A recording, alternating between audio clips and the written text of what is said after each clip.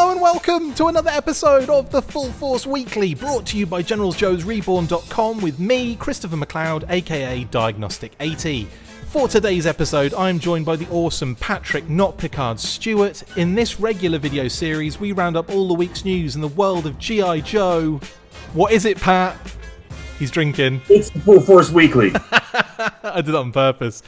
It is the Full Force Weekly, mate, and we don't have as much to talk about in terms of G.I. Joe land, but there's some big things moving, and obviously we've got a weekly with Justin later, roundup of the movie stuff, which is just kicking off all over the place.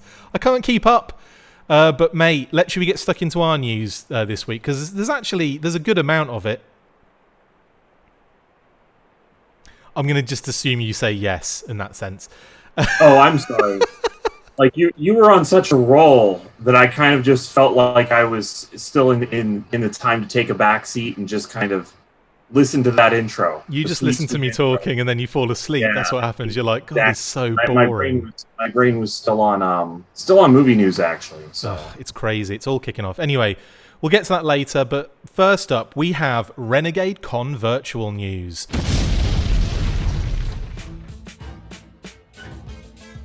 Yes, Pat, Renegade Game Studios have announced the schedule for their Renegade Con Virtual 2021 event, and there will be a lot of G.I. Joe content. The event takes place over 2 days, Friday the 16th of July and Saturday the 17th, with the kickoff starting at 3 p.m. Pacific / 6 p.m. Eastern and finishing at 9 p.m. / 12 a.m. that evening. Saturday will be from 12/3 to 9/midnight again, and over both days you can look forward to panels on what's to come from all 3 Hasbro brands, as well as focused G.I. Joe content, including a model painting panel, artist panel featuring Robert Atkins amongst many others, and a look at the game itself with creators including Ryan Costello. You can take a look at the pack schedule on renegadegames.com/renconsE, and you can check out their Twitch streaming channel prior to the event at twitch.tv/playrenegade. Links in the description. Pat, what are your thoughts about this, and are you getting excited to see what it's all about? Sort of. I don't do a lot of role-playing games or card games, but those things seem to be a really good area for lots of good new art and ideas for whatever it is that they're covering. So, I mean, both times that we've had some decent card games for G.I. Joe, there has been good art that has come out of it. Absolutely, so yeah. I am really curious to see what they come up with. Are they going to be adding any characters to the lore? Who knows? So they really could be doing a lot. I am happy to see Ryan Costello involved, because not only has he been a G.I. Joe fan that has been online for probably as long or longer than I have. Decades. So a long time, yeah. But he's also somebody who's really all about role-playing games. So it does seem to be that they are finding, that Venn diagram of people who are actual G.I. Joe fans and people who are actual role-playing game fans, and putting those together. So, and Ryan's there, right in the middle. Right there in the middle, yeah. He's definitely somebody who actually is in both worlds, knowing what's going on. So they've definitely tapped into the potential for this to be both a real game and a real G.I. Joe game. So I think that it's going to be good if you're at all interested. I'm just kind of curious what may be in there for people such as myself who may not actually be playing these games all the time, but are very interested in what they add to the brand. Yeah, I can't wait, actually. It's you talk about the art, obviously Robert Atkins, huge. He's like Mr. G.I. Joe when it comes to art, especially in that kind of comic covers and interiors field. So yeah, really excited to see what he brings to that. And also, like you say about Ryan, yeah, he seems to have been around for ages. He's always been a fan of the show too. So good shout out there. And I'm looking forward to seeing what it's all about. Looking forward to the panels, lots of different things going on there. Obviously, they'll discuss the game mechanics, they'll discuss the art. They'll be looking at like a little model for the G.I. Joe game as well. So I'm really excited to see what it kind of comes with. And yeah, so keep your eyes peeled for that one. Like I said, it is on the 16th and 17th of this month, Friday and Saturday, and it pretty much all day. But you can check that out. just check out Renegade. I believe it was renegadegames.com/RenConSE. And obviously, it'll be on Twitch, like I said, twitch.tv/PlayRenegade. Okay, that is Renegade Con Virtual News. We've got some classified news to talk about.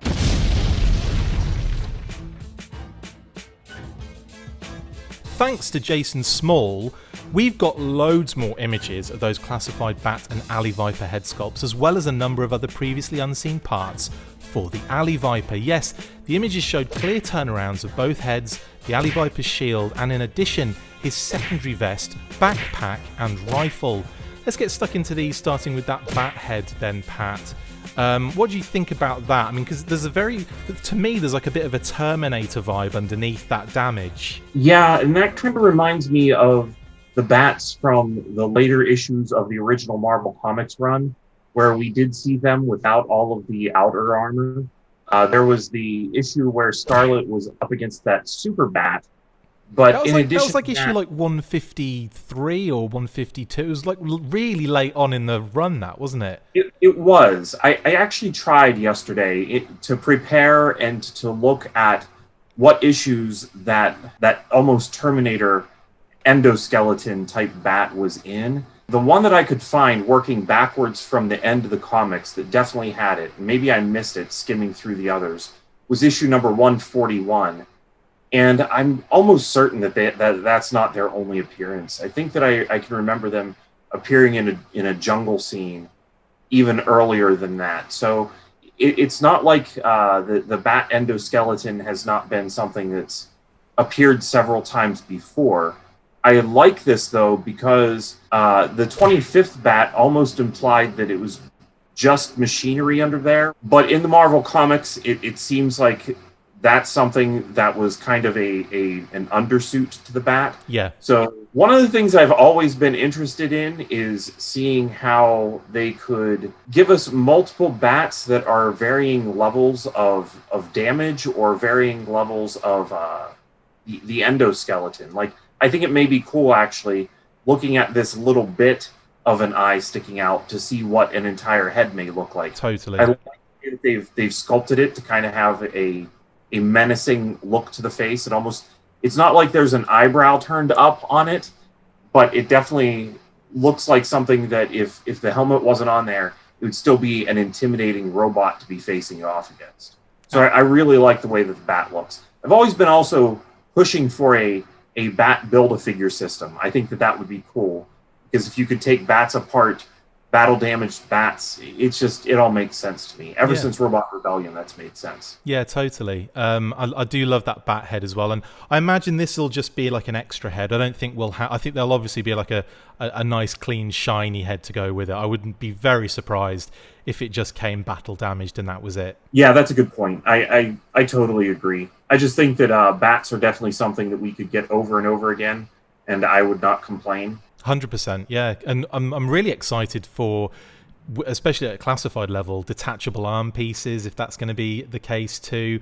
We haven't really seen much of the bat, but we have seen a lot of the Alley Viper, haven't we? And quite a lot more than I thought we'd ever see in any leaks at the moment. We've got like this, again, the head sculpt's really nice here, isn't it? There's that almost like the kind of balaclava underneath with like, kind of fold, almost material-like kind of detailing on it, the kind of fangs, the underbite fangs on the bottom of the helmet, and then this really kind of beautiful shape to it as well, which obviously is reminiscent of the Alley Viper vintage figure. But they've done really well, haven't they, in kind of like getting that kind of feel with this particular head sculpt. Yeah, for sure. I'm curious to see how it looks with the visor on it as well, because we haven't seen that yet. But everything on the Alley Viper looks like it's pretty good. There's a lot of pockets on the vest, and that actually is very much in keeping with what the original Alley Viper looked like, because he just had rows of pockets, which I don't know what he was keeping in there, but he definitely had like well, I guess he wasn't really 90s, was he? It was 1989. 89, right? yeah. He would have had just tons of chocolate. That's all it would have been, just tons of chocolate.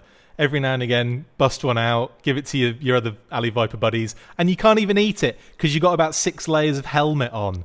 You've got a visor, you've got underbite fangs, and you've got a balaclava. So good luck eating that, mate. Yeah.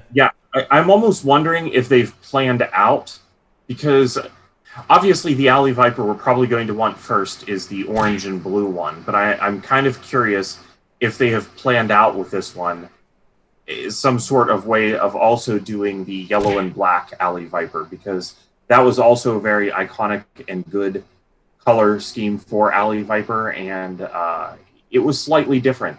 Absolutely. Looking back at the original run, a lot of times people would think that those were it was just a repaint, but it was an entirely new torso and a modified head sculpt in addition to the other mask.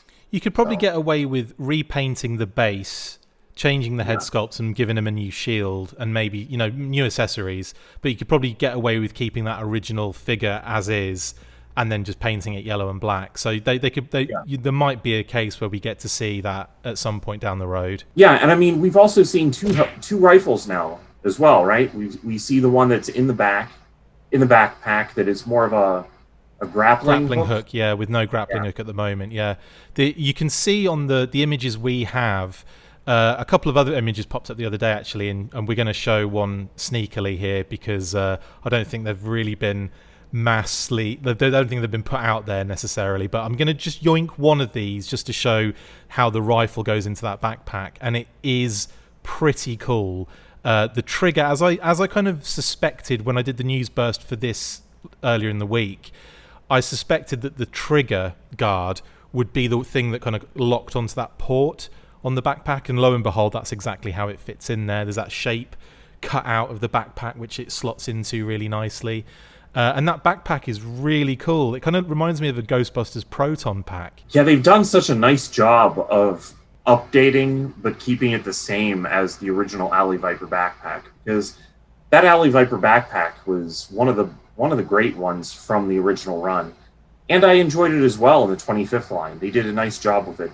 I think the first 25th one didn't actually come with any support to keep the grappling gun locked in there. You just had to kind of rely on the handle resting in place and working. But then they revised it for future releases. And I think that it was a trigger guard, actually, that was keeping it in back then as well. I'm really excited to see the actual grapple piece, because we haven't seen that yet. And obviously that's such a massive thing on the vintage figure, and it just like dwarfs its head, like basically it's like an umbrella. Yeah, and I'm very curious to see how the what kind of handle there is for the shield.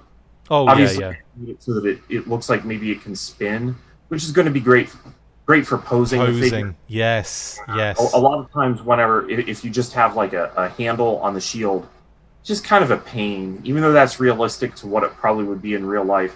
It's just kind of annoying to try to get it to look. Yeah, I remember while the person's holding it. I remember having so many issues trying to pose my Super Trooper in a comfortable way, because obviously he holds the handle, and you end up having his arm kind of like this, so that it kind of sits in like a natural position in front of his face. Or you just have to conveniently position yourself so that you're only looking at it from one angle while he's holding the shield out like this. Yeah, like this. Yeah, I'm totally down for that. If it does obviously have any give in that circular port, that would be fantastic.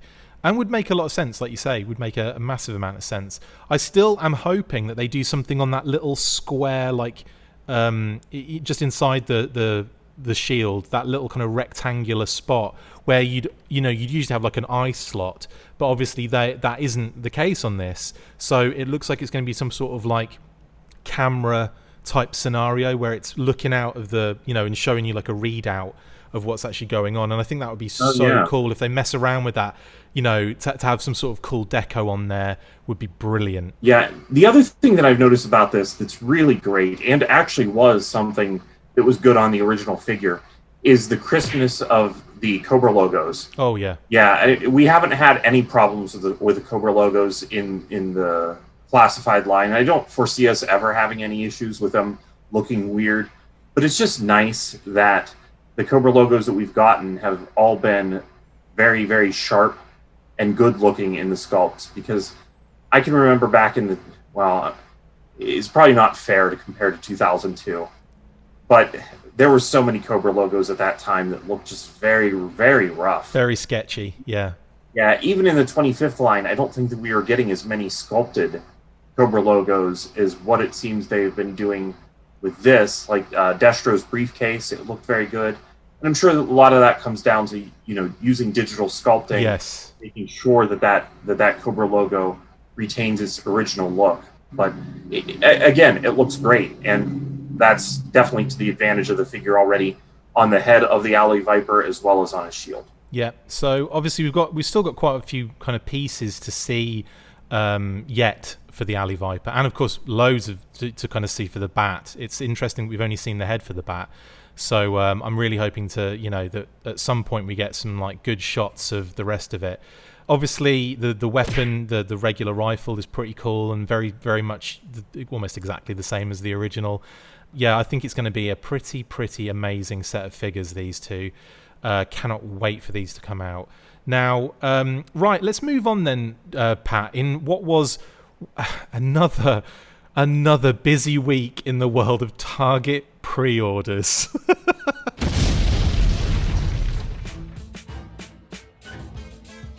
What an absolute week it has been for Target reissues. My word. We kicked off on Wednesday morning, 9 AM Eastern, with a surprise drop on the Target Summer Geek Out the Collector's Spot. I say surprise, we were expecting it at some point, but it was interesting to see it so quickly. With those previous Cobra Island reissues consisting of Beachhead, Baroness with Coil, Cobra Trooper, Roadblock, Firefly and Viper. Unfortunately, the site was absolutely crushed with traffic, and the Baroness and Firefly were removed from sale with numerous reports of errors and crashes and bots, forcing the fandom to collectively lose their minds with furious anger. Hasbro addressed the issues and explained that the Baroness and Viper would be back up the following day, and to their credit, they were true to their word, even going as far as to put a number of the exclusives, bar Firefly and the Viper, up on Pulse that same day. It wasn't free of issues, but persistent users managed to be successful, and the Baroness and Viper stayed up for pre-order for a significant amount of time, and I think actually Baroness and the Cobra Trooper and Roadblock are still available for pre-order on Target as well. I think Firefly was the hardest to get, but despite all of the technical issues, it is very promising to see them trying to rectify this Cobra Island problem. I was hopeful it would be smoother, and I can still see them having to do something like this again in the future in order to completely cover their bases, but it was something. Pat, how did you fare? Because I know you were trying to get after a few of these reissues, weren't you? I definitely was. It was my fault. I kind of slept through day two. I had a rough night the night beforehand, so waking up a second day to get them again, I'm not upset about it. And even sleeping through it, I was still able to get a Baroness, Yay! Which is something. So I think that means that it was a success. Obviously, it would be nice if exclusives could be available for more than one day, but I think that Hasbro and Target have really gone a long way to rectifying all of the awful stuff that we had kind of gone through up to this point, trying to get some of these figures. I saw a lot of people actually who seemed to either be totally out on them or were kind of on the fence, posting, happy, hey, look what I pre-ordered. I've got myself a Baroness in the mail or coming soon. And that's the other thing too. I've already gotten the shipping notices. Most of the figures are supposed to arrive to me today. Yeah, I heard the same thing from a couple of other people. They said they're already on their way, or one person got them the next day. So it's like that's impressive. So at least we know that these things they look like they're improving. But obviously in the moment in the morning there were a lot of issues. It took up until probably about 1/2 the hour before it started to kind of come through that, oh, we can get these again. I'm successful again. I managed to get this one. I managed to get this one. So people were getting them, but it was an absolute mission, I believe, early on. Yeah, I think that it was good that they kind of held back on a couple of the figures whenever, they put some of them out and people started having problems. So let's just hold back on Baroness and Viper and put them up later rather than adding them to the mix of a big mess where people are trying to log in and get things ordered. Baroness, however, is a pre-order, so I think that was probably a little bit different from the beginning. Yes. Because unlike the others where they're already going to be here for me today, Baroness is still going to be a little while, which is understandable. It's a different shipping size box. maybe those just still haven't shipped over yet from China. Obviously they've probably clearly churned out another batch, haven't they? As well, that's another thing. They've probably just pressed the button, make more Baronesses, and away you go. Yeah, which does make the variant collector in the very nervous. I'm curious to see, with it being a different run of figures, how similar they can be. I'd love if it was deco differences and molding changes and all sorts. You would cry, wouldn't you? It would be tough. I mean, some of the ones that I ordered just out of the paranoia. I already have Beachhead, but I actually don't have the Beachhead with the brown eyes. So I do. I'm hoping that maybe it comes with brown eyes, but I think that blue eyes is probably the standard, which is what I'm expecting. But I got my field variants in from Big Bad Toy Store. Nice. So I got that weighed in. And those are a different run. And Destro, they didn't mention anything being different. But I ordered the whole case. I think I mentioned that a few episodes back. Yeah. But I ordered the whole case just because I was curious to see what would show up, because Snake Eyes and Destro were also listed as part of the case. But what Snake Eyes did you get? Did you get the one with the new packaging and the no red dot? That is correct. Yeah, so ordering all of them together from Big Bad did end up scoring me as Snake Eyes with no red dot on his forehead, and the knife is now in the sheath instead of in the packaging right next to him, which I'm guessing that maybe that was done to kind of ensure that the sheath would be open, because I know some of the earlier Snake Eyes figures actually had a problem with the sheath whenever it was sealed, however it may be. You couldn't actually fit the knife the whole way down into it. Oh, right. So this kind of ensures that looking at the package that you know that you're going to get a good sheath. And and Destro was a little bit different as well. Like, I think that I was showing you the briefcases, the Cobra logo on that. The Cobra logo I was actually just talking about in reference to the Alley Viper. That one has been painted somewhat differently on the one that comes with the field variant case. And it's the Destro that doesn't have a circle sculpted into his head. Yeah. Which is different than the one that I already had. So it's all good news. It's a win for me on every single figure that I got. Awesome. But I am wondering what these are going to be like. When are they actually start showing up from Target? Am I going to get the Cobra Trooper that I don't have with a different colored collar? We shall see. I've got that as well. The only variant I don't have is the I think they call it the Nappy Trooper, where it's like a black groin. You've got like a black kind of groin piece instead of a blue one, so it kind of looks like he's wearing a black nappy. Yeah, I don't really know what is going on with that, though. Is that something that was... I've seen them. Like in Canada, Canada I think had like an influx of those with the black instead of the blue. Yeah, but friends of the show sent us a lot of messages and images to say, look, got these from Canadian Toys R Us, and it's this version, and comparisons and all sorts. So very interesting, very interesting indeed. Yeah, will it be a fourth one though? Who knows? Fingers crossed. Right. Okay. Well, that's Target pre-issues. Pre-issues. That's what I'm going to call it from now on. Pre-order reissues. Right, it's been a week. Pre-order reissues on Baroness, just reissues on the rest. Okay. It was an accident. It was a slip of the tongue, and I tried to make the most of it. We're inventing new words today, even. Pre-issues. Amazing. Right, which is funny because we know what the pre-issues are for Target online. It just doesn't work. Right, next up then, and in Icon Heroes news...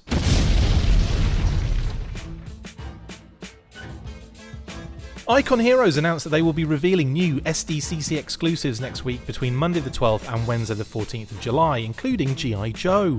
They have a number of different items for the brand on the site so far, including a few previews and SDCC exclusive enamel pins of Destro and the Baroness and Tomax and Zaymot, but we can expect something brand new next week. What are you expecting them to reveal here, Pat? Because obviously we've seen all sorts of different products that they do, different merch, things like bookends and mouse pads and all sorts of stuff. But I mean, are you thinking maybe they're going to do some more enamel pins? Yeah, that's kind of what I would expect. Something that is a little bit of a deco change of what they are providing somewhere else.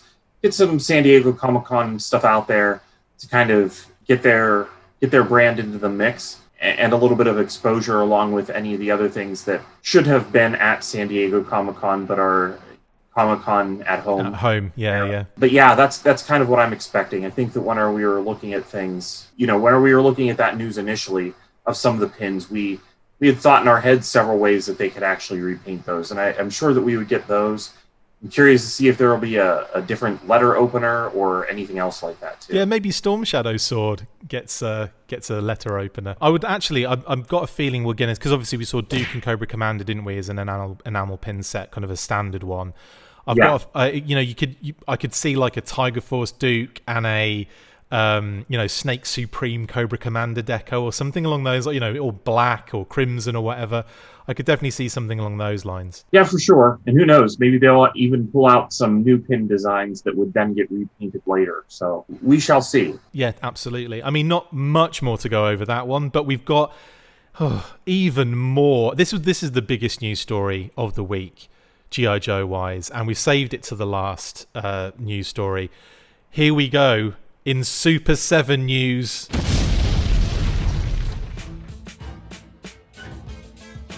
On Thursday, Super 7 posted one of the best teasers for Joe fans ever. Yes, we have been aware of the reaction figures planned and almost certainly part of this future reveal when listings showed up highlighting a number of the characters for the first few waves of product. However, many people had been speculating on whether we would see Ultimates, and it looks like that will be the case. The very glow-in-the-dark style teaser image shows a classic case folder with certain redacted information on the cover. However, you can actually make out quite a lot, even though the main words are obstructed by black censor strips. The code name looks very much like Fan1ST or Fan First. That's Pat that noticed that. And then each detail section hides the words Reaction, Ultimates, and Cyborg. We knew reaction figures were coming. We also knew that they have released 2 Super Cyborg bats in the past, but Ultimates is a brand new development and could mean so much awesome is coming for Joe fans. The teaser also looked to be showing off a glow-in-the-dark theme, which could mean another Super Cyborg bat in that style, or something to do with the other lines that Super 7 will almost certainly be producing now. Pat, let's start with the Ultimates tease. I mean, do you think we're looking at animated 7-inch figures here based on what they've done in their other lines? Yes, that's absolutely what I am now expecting, for sure. I would totally expect them to go with the animation style because comic book stuff is going to be great to get. Yeah. And I think that from the list that we've kind of already seen leaked online with the reaction stuff, I think that we can expect reaction to have a mix of comic book and cartoon characters. But due to, changing comic book artists, I think that there's a bit more consistency with the character models for the cartoon. I also think that there's a bit more exposure for the cartoon for mass audiences. So I would think that if, just in my mind, I think the smart thing for Super 7 to do would be to stick to either cartoon or comic at first for the Ultimates line, and the correct answer there would be to go with Sunbow cartoon, for sure. That's what I would think would make sense. And as I said before, bring on the weird, bring on the obscure. That's really what I'm hoping to see from Super 7, is some of the stuff that you just did not expect to ever see with anything else. If it's a character that you did expect to see, like a Duke or Snake Eyes, then I would think that Super 7 would bring in some accessories and some other stuff that we've just never seen before, because that's what they're good at. That's what they do. It's really crazy to think about when you start looking at the other lines they've been doing and all the other animation-based Ultimate figures, and they are packed with accessories, like you just mentioned. Just think of what we could be getting with certain figures. Like, I can definitely see them doing like a radioactive Snake Eyes at some point with Timber, and having like the mass element, like, or whatever, what was it, the radiation kind of, all that shit, like, is going to be, I could see it glow in the dark. I mean, there's an option straight away. The fact that it was glowing, like the teaser, you could get like an Ultimate Snake Eyes radioactive glow in the dark figure, couldn't you? Yeah, for sure. But I think that you kind of hit the nail on the head with the Super Cyborg bat glowing in the dark. Yeah. That would be something that would be a nice big chunk of glow-in-the-dark plastic. Hopefully, it would just be one big glow-in-the-dark bat right there in the room just to light it up Light up the entire street, light up the that entire, would, wouldn't it? Yeah, Bloody right. hell. That thing would be like, yeah, we've had a blackout, but thankfully Chris bought a super cyborg bat for the entire neighborhood. So we're fine. We can see. The glow-in-the-dark plastic, again, I think maybe I mentioned it before, but the stuff that Super 7 has been using is very good. I did, along with I don't do a lot of Masters of the Universe. I really don't buy a lot of that at all. But I did end up getting a Scare Glow from Mattel, along with my field variants from Big Bad Toy Store for, the new line. And Yeah. I opened it up and put it next to the He-Man that I got, the transforming He-Man that Super 7 did. And getting to my point that is G.I. Joe related, the Super 7 glow-in-the-dark just glows way better than what Mattel put out for Scare Glow. It's just much brighter.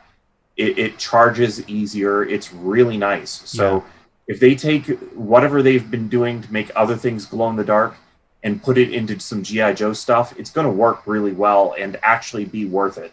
Yeah. There are some other brands that just don't glow in the dark hardly at all, but that's not the case with the Super 7 stuff. It's been good. Yeah, absolutely. And all I'm asking for is a little respect. No, all I'm asking for is that tapeworm, that underwater tapeworm thing that makes that awful noise in one of the miniseries, the Mass Device miniseries. That's what I want to see. Some sort of gross, I want to see Torpedo, but I want them to call him what they call him in the show, which is Pedo. I want that written on the box, and I want loads of tapeworm around him. I think that'd be amazing. You never know. Something like that could actually end up happening, especially in the reaction line. I mean, I doubt pedo will happen, but the worm around the pedo, maybe. Worm around the pedo. That sounds like some sort of game that we used to play in high school. Anyway, right, let's forget all of that talk. That's terrible. But yeah, Super 7, friggin' Fatal Ultimates. Fluffies? Yes. Think we'll get Fatal Fluffies? We better. 100% better get Fatal Fluffies. And I think that we could be looking at Big Cobra robots, Fatal Fluffies. I've just had a thought. They're going to do Hector Ramirez. They're going to do Hector Ramirez. We're going to get a Hector Ramirez figure. Yeah, I could see them doing Hector for sure. Yeah. That's happening. Yeah. And think of the accessories. Camera, microphone. That's it. That's honestly, I'm so excited. If this, there's a ton of characters that they could be giving us. What's annoying is they're revealing all this on Friday, I think, aren't they? I think it's Friday, which means that we're going to be recording probably as it's happening, or we'll record before it happens. Which did they say the 15th? Is that not a Friday? That's a Thursday. Oh, thank goodness. Okay, rewind, cut that. So they're revealing it on Thursday. I'm leaving all that in. Okay, Pat, mate, there we go. That's the news. We're just going to I'm going to have to put you on pause for a moment while I go and speak to Brian Sauer about Assembly Required, and then I'll come back and we'll do the shout-outs. How does that sound, mate? Sounds good to me. Brilliant. Here we go.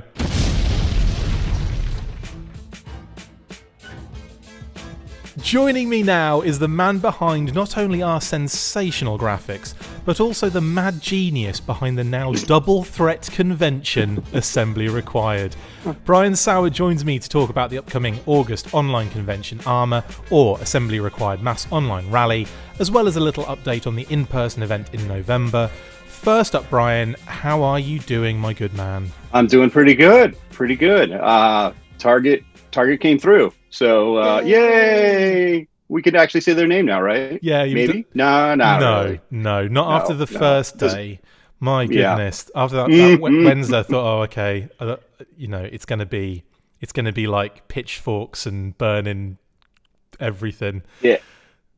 What's the word I'm looking for? Yeah. Torches is what I'm looking for. Yes. We're going to be rioting and looting Target. So that's probably bad. I like on a serious note, I'm kind of glad that they managed to successfully just about get most of them out there. People had an absolute mare of a time trying to deal with it, but persistence was key for over those 2 days, wasn't it? It really was. And I had the same experience everybody did Wednesday morning with the whole lack of response. And then I'm just going to set my phone down for a half hour, 30 minutes, 35 minutes, go walk away for a minute, come back, and we'll see what happens.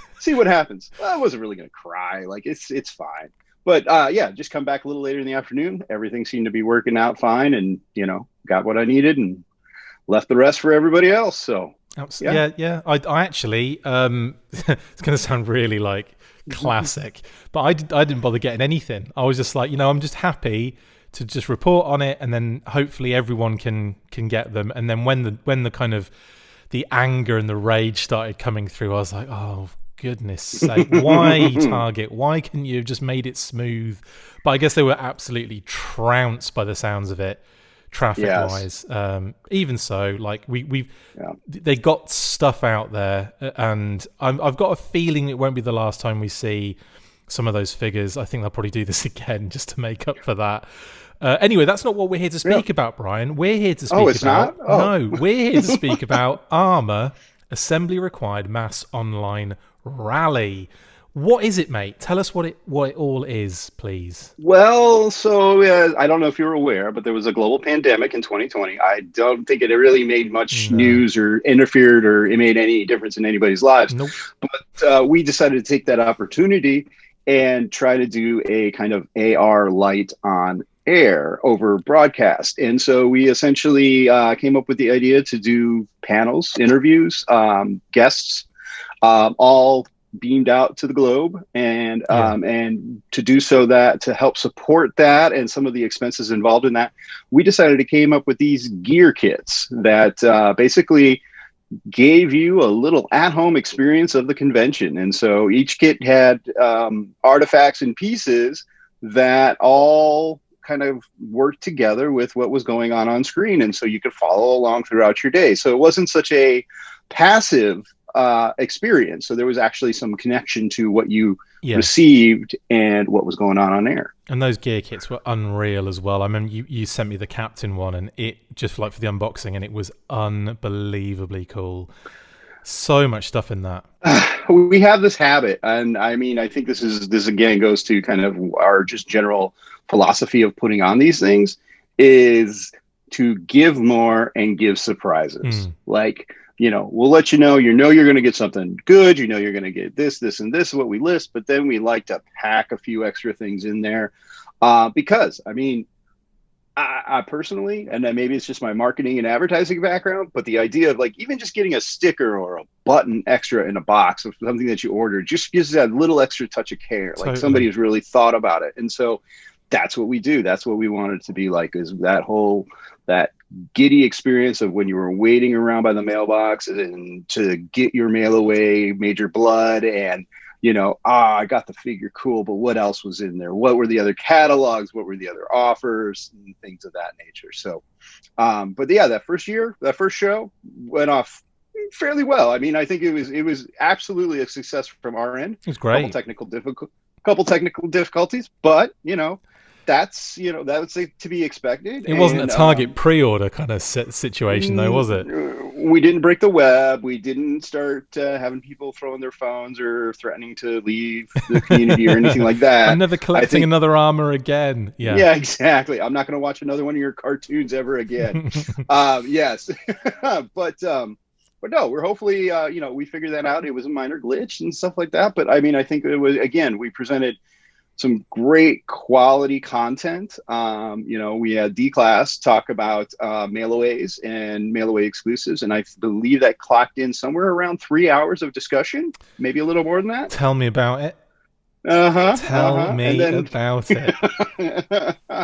And then Chris, you did you and Pat, I believe, was did the G-Force, the full force broadcast. That was so much fun. So much fun. It was great to. Yeah, it was great to learn about what was going on in the UK, what you almost got for mail-aways. So close. I know. And then, little fun with Ron Wagner, doing a little sketching and stuff like that. But, but this year, kind of similar as far as the care and the content and the presentation, but a little bit different this year. We set up the theme being Vamp versus Hiss. Those are two of the probably the most classic, iconic Joe vehicles ever out there. I mean, I could argue that maybe the Mauler is maybe a little more iconic for me. Swamp Masher and the Rat, probably for me. Buzzbore, but Battle Barge and the what was it, the RTV or whatever it is? Ford America. I mean, come on, like you can't leave Ford America out of any discussion. Ford America is an underrated bad boy. I love that thing.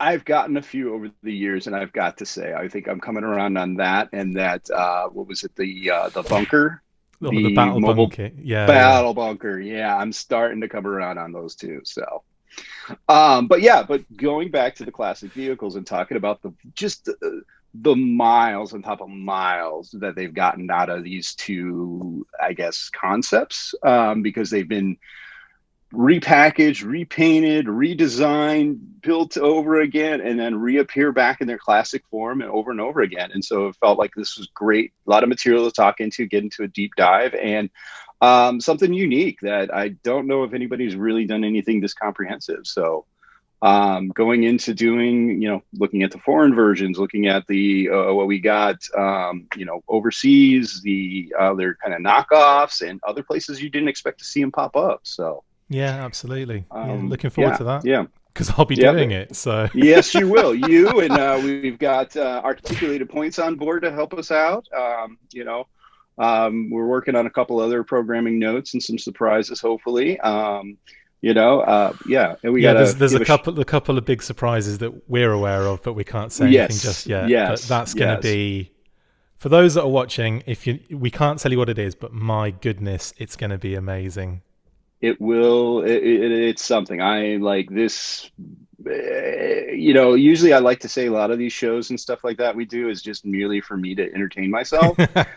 I would have to say this surprise is merely to entertain myself. Like this is like complete guilty pleasure. So not even a guilty pleasure because that makes it sound wrong. But no, just this is something pleasure. I wanted. Yeah, pleasure. Something I've wanted to have happen for a very long time. So absolutely super excited. So let's not talk about what you can't have just yet. But maybe we'll talk a little bit about something that if you happen to order one of the gear kits that we're going to preview right now on Full Force. So what was that? Full Force exclusive. Full Force exclusive. Yeah. So hopefully by now we'll be putting up a graphic of the of what you're seeing there. So thanks to you. Thanks to you, because I can't.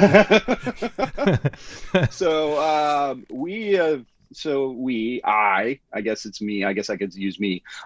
So back last year sometime, I sat down and I started doing Sunbow type animation illustrations for myself, and started posting some of those, and started to get some people really interested in them and liking them. So we decided to go ahead and make these retro art pop, I call them cell pop. Retro cell pop card backs. So these will be 6x9s, gorgeous, front and back illustrated, custom file cards for the characters, for Clutch and for the Hiss driver. These will be printed on I think it's 24-point cardboard, so it will feel like a genuine card back. Nice. It should be laminated and die cut and really, really look authentic, but have that really cool poppy style to it.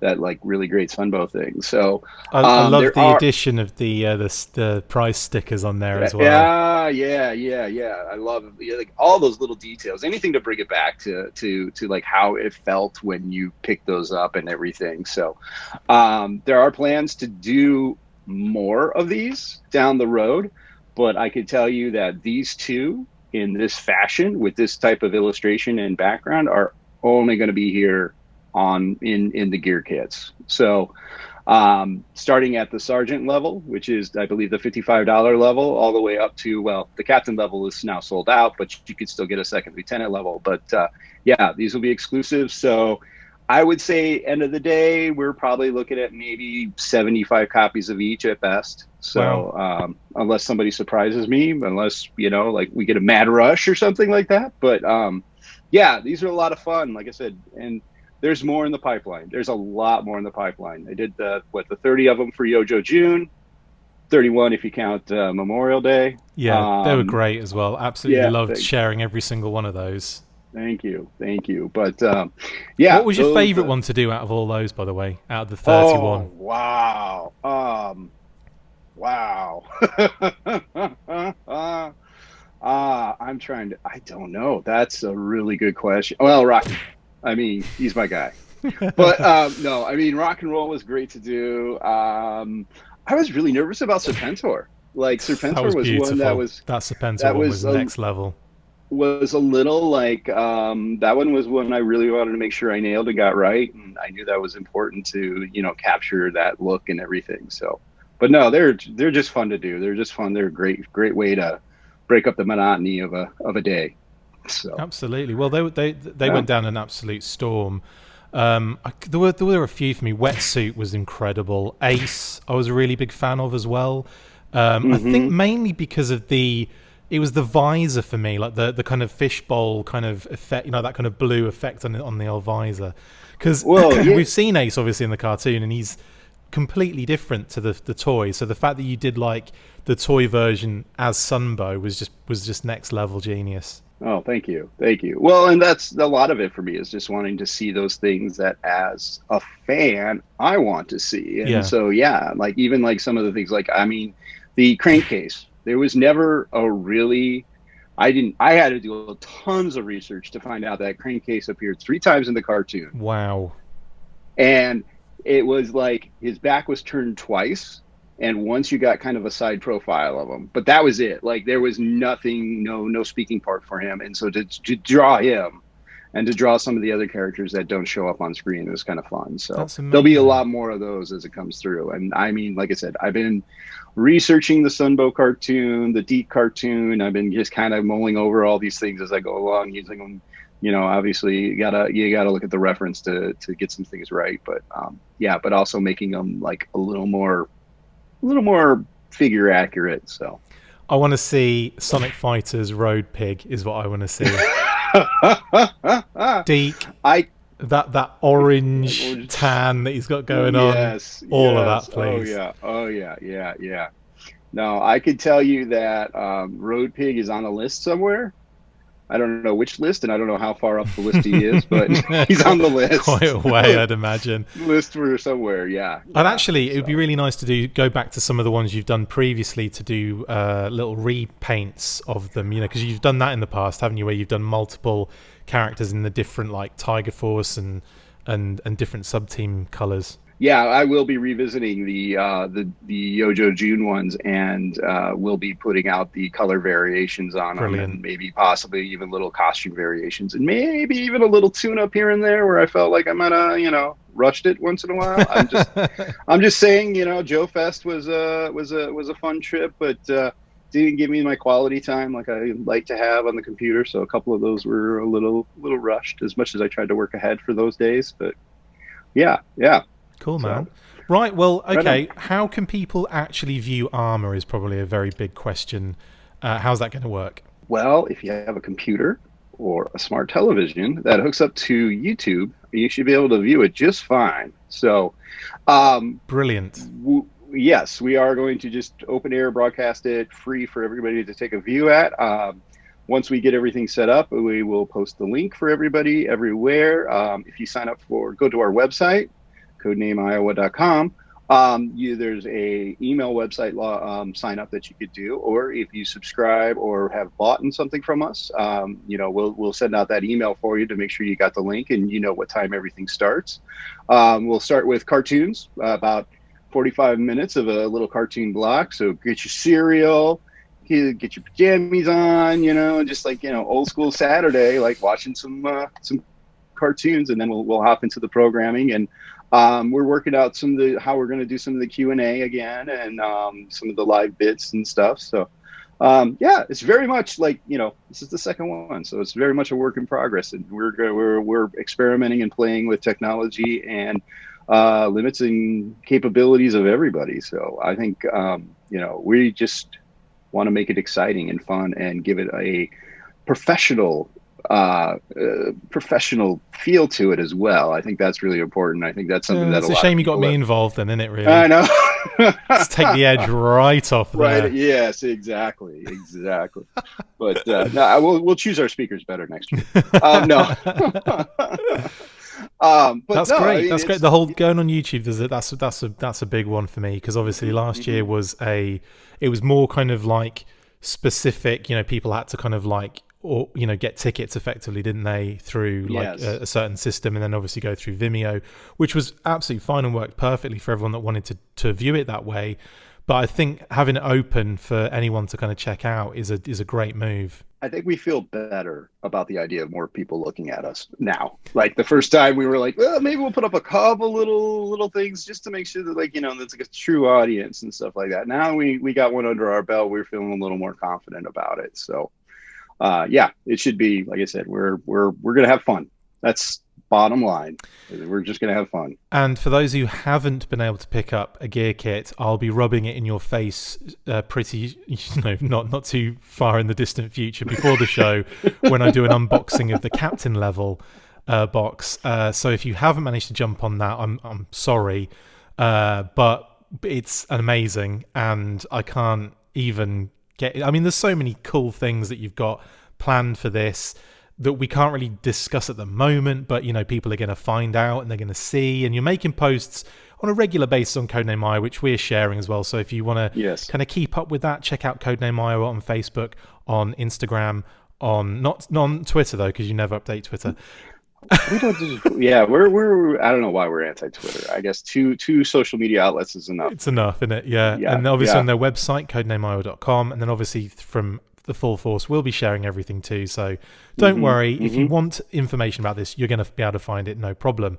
Before we move on then, Brian, before we leave, do you have any updates on the actual in-person event in November? Oh, yes. So we held over all the assembly required from last year, from 2020, and we're doing it in 2021. So this will mark our 10th show, and we're celebrating it as such. The theme this year, which I think a few people may have picked up on, is we're celebrating some Ninja Force. We figured that was a pretty good overlap with the Snake Eyes movie, and we get some live ninja action in there. So genius. Very, very excited about that. But this year we're moving into a bigger venue. We've got about 36, 38 booth spaces now. So those are coming along, and honestly, we have yet to put out the official vendor app, but I would say maybe about a third of those have already been spoken for before even getting out there. We'll put the vendor app probably out next week sometime, but we're going to hold off on any major announcements until we get through Armor. But working on getting the hotel. It sounds like this is going to be another great show. It's a one-day sales floor show. Some people call it a 3-day show, or a 3-day. It's a weekend full of Joe, but it's really a one-day show. Plenty of things to do, and and Des Moines. I mean, it's Des Moines, Iowa. Apparently, a lot of people have I love it. Have come around to it. Yeah, I love Des Moines. And also, like, obviously the Friday night when we all get together and have like a meal beforehand is really cool. And then obviously the next day on the actual show floor is great, and the actual convention itself, and then obviously that evening it's Zombie Burger, up down, the video game bar and everything. It's so much fun hanging out till the early hours of the next morning in the hotels. And then the next morning we have the brunch, and then we go our separate ways. So it's it's just it is kind of like an evening, Friday evening, Saturday day, and then Sunday kind of morning to lunchtime kind of vibe. It's great. I love it. It's one of my favorite shows ever. Thank you. It's a lot of fun to put it on, and I just I can't believe I'm able to get all you people to come to Des Moines and hang out in my backyard. I don't have to travel as far. I do have to put all this work into prepping and doing all this stuff, but hey, it's great. It's fun, and it's awesome, and it's great because it's a free sales floor. So you come in on Saturday, it's free, no admission charges for anybody. We do activities strictly, completely with kids in mind. Yeah.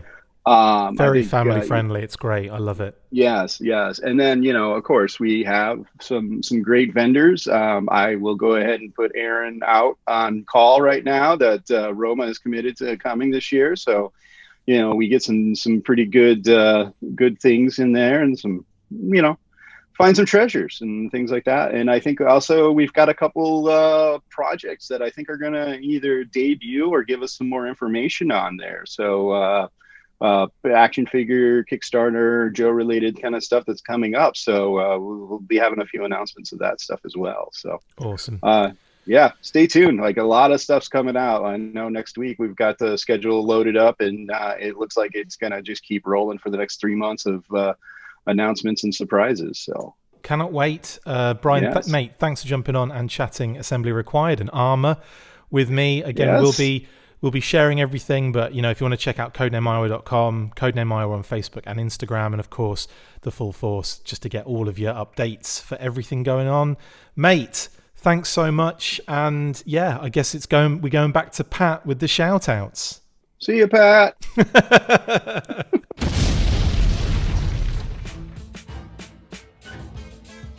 Okay, we're into shout-outs. Patrick, why don't you go first, my good man? I'm just going to give a shout-out to the companies that managed to get us G.I. Joes this week. That's going to be my shout-out for the week. Hasbro clearly listened to us a good time ago for the fact that these figures got produced and were, in the United States close enough to me that whenever I clicked buy, it's showing up at my house a couple of days later. Amazing. So shout out to whoever it was that said, you know what, we need to fix this problem that's happening with Target. And they handled it very well, in my opinion, and fixed what the main thing. Like, if there's one main gripe about the classified line, that's been it. So shout out to whoever it was, or however many people were involved in making those decisions, because you're not dealing with just one company. They kind of had to work together to make things right for us, and I'm happy that they did that. Also, the Big Bad Toy Store for getting me that field variant case, and now I'm almost paranoid. Now that I think about it, Roadblock and Scarlet have shipped also in another wave, so now I'm wondering if there's field variants. But oh god, it never ends, doesn't it? Jeez. Right. The only way you could collect this line the way you collect it is if to be like on the factory line as they're coming off, like literally right. You're painting them and then just pocketing one every now and again. I'm gonna paint this differently. There's a variant. There's a variant. There's a variant. That wouldn't count as an error. All right. Well, not if you were doing it on purpose. Yes. Anyway, yes. Okay. Well, all right. Well, I'll get to my shout outs now. Little bit of sad stuff in my shout-outs, unfortunately. Not to bring the entire show down, but as always, big shout-out to all my family and to my wonderful wife, Kate. Love you all. Now, we had some pretty terrible news last week. Now, last Friday, we were recording. I was editing this show, and unfortunately, my little lad Max, my little mini schnauzer, my little boy, we had to say goodbye to him. Unfortunately, he didn't make it through that night. We had to go and have him put to sleep, unfortunately, that night. It was terrible. It was awful. I know people that have pets as well that watch the show that know what we're going through and everything. And I appreciate all of the lovely sentiments everyone sent through as well. It was really difficult. Obviously, he was the sweetest little pup. He will be so terribly missed. And it was an absolute honour to be your dad, mate. And now the world is a lesser place with you not being in it, unfortunately. Rest in peace, my sweet boy. And yeah, there you go. Sorry, I didn't want to bring it down. And unfortunately, it got worse for us in the week as we had to say goodbye to another family pup, our nephew Gatsby. He was another absolute angel, and I'm going to miss giving him snuggles and lovins. It's been a rough week for sure. So rest in peace, little puppers. And yeah, again, apologies to everyone if I'm bringing the show right down, but I have to make it. I have to talk about it because they were so important. And yeah, Max was such a lovely little lad. My condolences for that. I was very close to my dog as well, so I know the feeling. Sorry to hear that. Thank you, mate. I appreciate that. tough one anyway, but like moving on. And like I said, all my love to those little puppies who we unfortunately had to say goodbye to. But to Brian Sauer, who continues to obviously make amazing graphics for us, and for jumping on to chat about Assembly Required this week. Thanks, Brian, much appreciated. Like I said, if you need to follow any updates, codenameiowa.com, and of course Codename Iowa on Facebook and Instagram, and obviously just follow us if you want that information too. Shout out to Jen Bartel for posting her amazing movie classified Baroness art on Twitter last Tuesday. It's great to see these pieces in all their glory, and that Baroness box art is fantastic. So great work on that, Jen. Like with first name terms, I've never met Jen Bartel in my entire life, but she is an amazing artist, and she's a big Kate's a big fan as well of Jen Bartel. She does amazing work. It's not Pride Month anymore, of course, but we continue to show our support for the LGBTQ+ community, because that's the kind of people we are.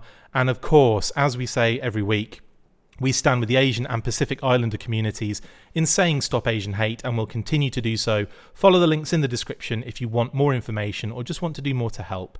And as always, to our patrons, our viewers and our listeners, thank you for everything. We really appreciate it. We've got some amazing content coming up for you in the next couple of weeks. Some ridiculous movie stuff, which I think is going to blow a lot of people's socks off. It's going to be pretty amazing. I can't say too much about it at the moment. Put it this way, NDAs. So it's big and it's official. So can't wait to reveal all that stuff to you guys. Pat, mate, thank you so much for jumping on. Really appreciate it, man. Thanks again for having me. It's always fun. Is it though? It is, yes. I as long as I'm paying attention, not like at the beginning of the episode where you're paying. I was like, I even considered just doing that every time you spoke to me this episode. How awkward! Can I just say how awkward would that have been as I'm giving that like Max and Gatsby, like rest in peace, and like cry as I'm crying, and you're just like whatever, Ed. Amazing. Shout out to Max again. Love you, buddy. I miss you so much. It hurts. But anyway, Pat, thank you so much, buddy. That's it for another episode of the Full Force Weekly. Thanks for watching. Thanks to my massive thank you to my awesome co-host. Not awesome thank you to my massive co-host. That doesn't make any sense. Patrick Notpicard Stewart, and our special guest, Brian Assembly Required Sauer. See you next time. And as always, what do we say, Pat, at the end? After 3? 1, 2, 3. Full Force. Nice. I like how you dragged it out. Nice. Okay, done.